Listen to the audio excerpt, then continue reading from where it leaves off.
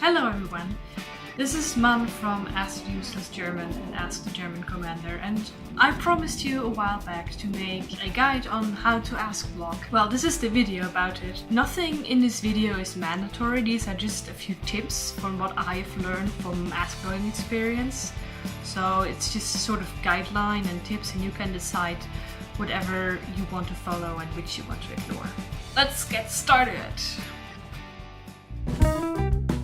This might concern cosplay Askblogs more than art Askblogs, but I still wanted to put in the general because some of it is actually also relevant for art blogs. First of all, you are not obligated to answer every ask you get. You decide which asks you answer and which you don't. But why wouldn't you answer an ask? Maybe it's inappropriate, like politically, or it's just rude. Maybe you don't know how to answer at all. Maybe it's just like one word and there's no way you can creatively answer it. These are all reasons why I have not answered some asks, or I just deleted them. Also, if an ask is making you anxious or something, you shouldn't answer it, or you should state that it makes you feel anxious. Otherwise, you can just ignore it. Talk to some friends for support about it as well. It's important to take care of yourself, as you should stay fun after all.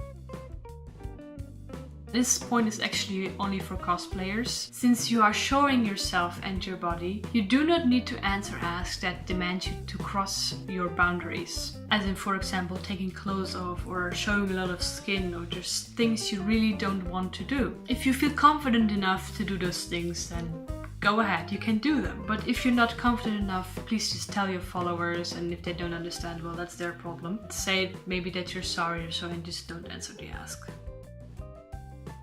There is a chance that you get hate Anons. I really hope you won't, but I cannot promise because it's not in my power. But if you do, it's best to just ignore it and delete it immediately. Because if you post it, the hate Anon sees that you're putting energy and effort into this, and they'll just keep on going and feeding on it, and you're feeding them by posting it. Just don't do it. Just delete it, ignore it, and talk to some friends for support, and they can cheer you up. If the hate keeps coming and you just really can't handle it, you should just turn off Anon. That's really the easiest way, because then they'll go away, and maybe after a little bit you can put Anon back on. But if you put off Anon and there's a few followers who don't want to send in questions with their username, you can also say, like, if you don't want your username on my blog, you can say it, and then you can just make it an anonymous question yourself.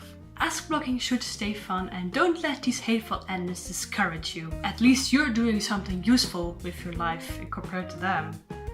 Well, I hope you enjoyed the video and that it actually helped you. And if you have more questions about something I didn't cover in the video, just send me an ask and I'll try to explain it. Thank you for watching, and good luck with your Askblog!